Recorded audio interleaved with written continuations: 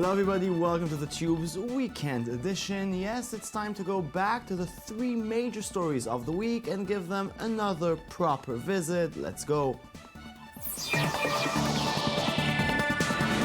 With me in the studio are theTube's team, Mr. Ringel, Mr. Tenbrink. How was your week, boys? Yeah, it was a really interesting week. I thought it was a really interesting week for YouTube. We are going to talk about it in the second item, but yesterday on our show we talked about the fact that YouTube doesn't make any profit. It makes $4 billion revenue and no profit, which is astonishing when you think about it, and when you think about YouTube being, you know, this big, powerful web phenomena and a culture phenomenon for everybody. So, you know, YouTube is the biggest story for me this week, and we're going to talk about YouTube Kids in the middle of the show. In just a few minutes. Yeah. I don't know. I thought you were asking how was my week personally, not professionally. Sorry. So How was your week personally? It was kind of good. It was very hectic. And professionally? I'm really pissed with the Israeli elections. You know, it's been going on, like the campaigns, and you'd expect some brilliant viral videos, which we could show in our show and explain them to the global public.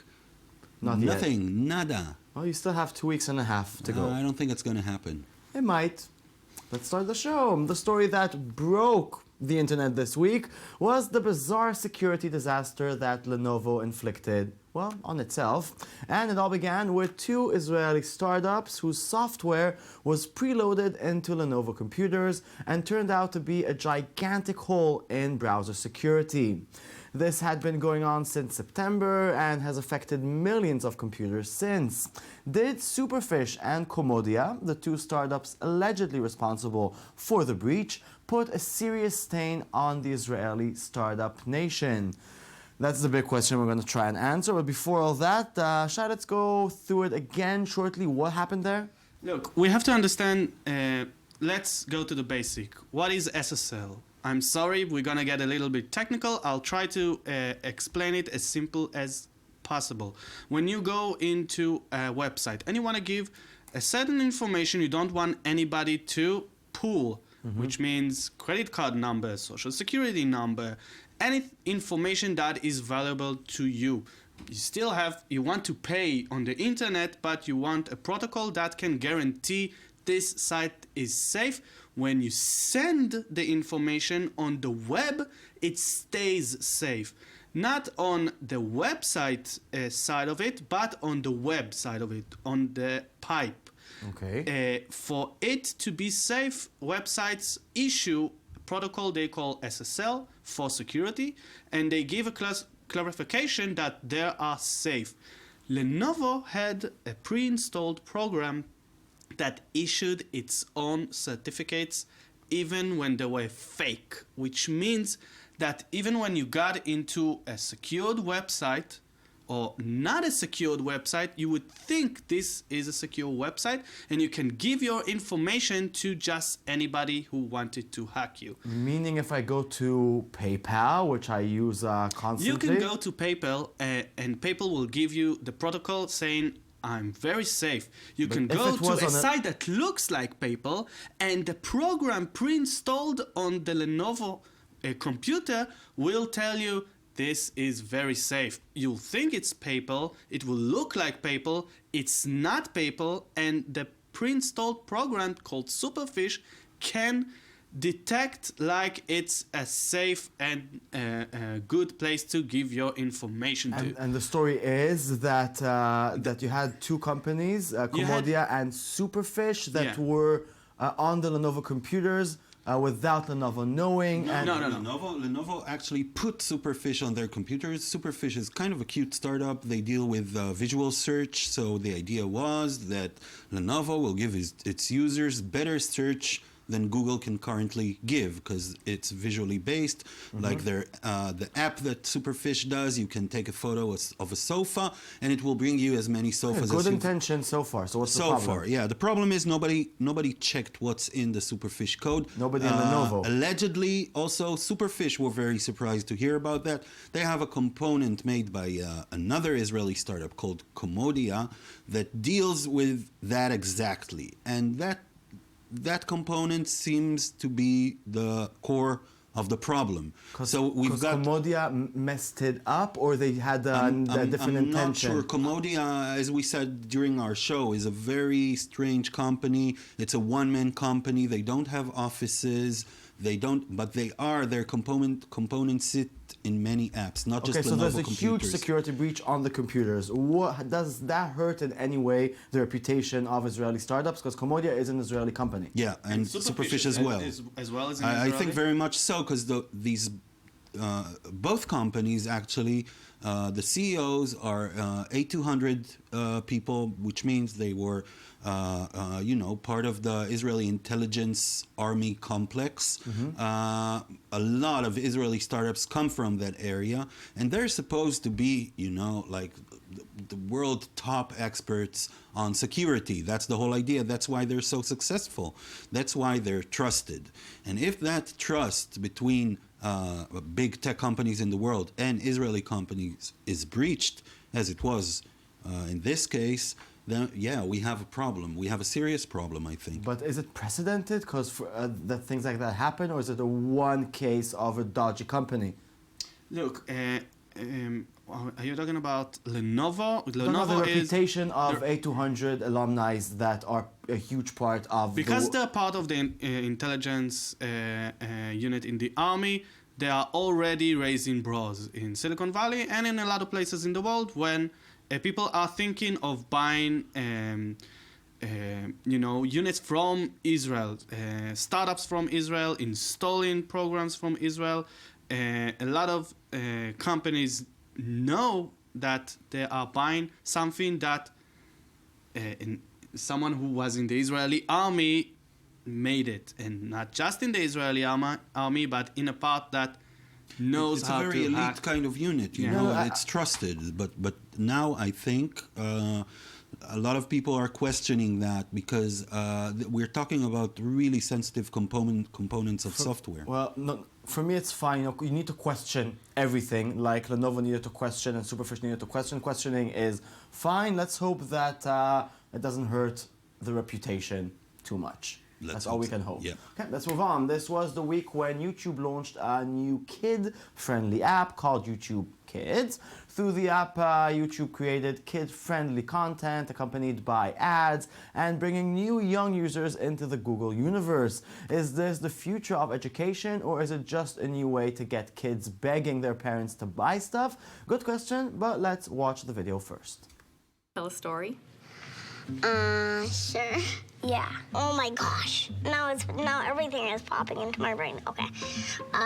Once upon a time, there was a boy named Alex. 3 sisters, a bunny, 2 twins. He got caught in a bubble, and then he was floating around. He went to France, and then he sees Dracula and a few ghosts and Frankenstein. And then the robot came and ate the whole town. And everyone went like crazy.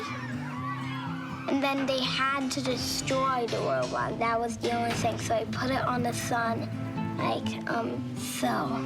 Because since the sun is made of gas, it couldn't eat anything there. He got surprised. And then he jumped back and popped the bubble and he fell. The end. It's really weird. So, is this an adorable, cute idea, or or giving kids that sort of access is problematic? It's an adorable, cute idea, and I personally think it's really great. I think YouTube are doing a very smart move from their side, but I don't know, you're the parent here. I think it's a really good thing for parents to give to their kids this kind of power. They can search everything they want to know about the world, and they can explore so much more than just, parents putting their kids in front of the television, making them watch the same thing over and over again just for the kid to shut up. This app can make kids smarter, and it can bring a small piece of the world to kids that they couldn't bring it earlier. I think it really depends. It really depends. I mean, there are some good things about this. First of all, it's a really cute app. It's fun to use. It's easy to use. Kids can use it quite easily. The key thing, I think, is search. Once your kid can search for stuff, once he has writing down, then it could become a real tool for self-education. I'm afraid that a lot of parents will say, oh, you have a YouTube for kids, here, take it. Do whatever, this does not, the scary thing is that Google is becoming the educator. Google will decide what your kid can and can't watch. Google will sell ads to your kid, directed at your kid.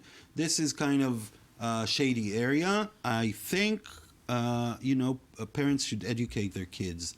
And YouTube Kids could be a tool to help them educate their kids, definitely. But it does not replace education. It does not replace parental guidance. It does not. But it's much better than what we have now, that parents are still not educating their kids, but they're giving the television the job of educating their kids. Holocaust, and many things are are less bad than the Holocaust. So here's a step forward that we can give to children. Of course, parents should educate their kids. Of course, they have to.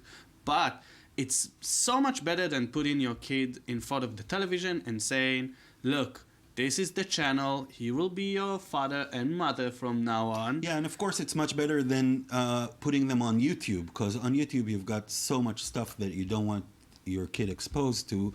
And it's a safe YouTube for kids. Let's talk for just a moment about the content that's going to be there, because you can't really understand from the video who's going to produce the content. Or we're going to see a wave of adult internet products tailored for kids. What's going to happen there?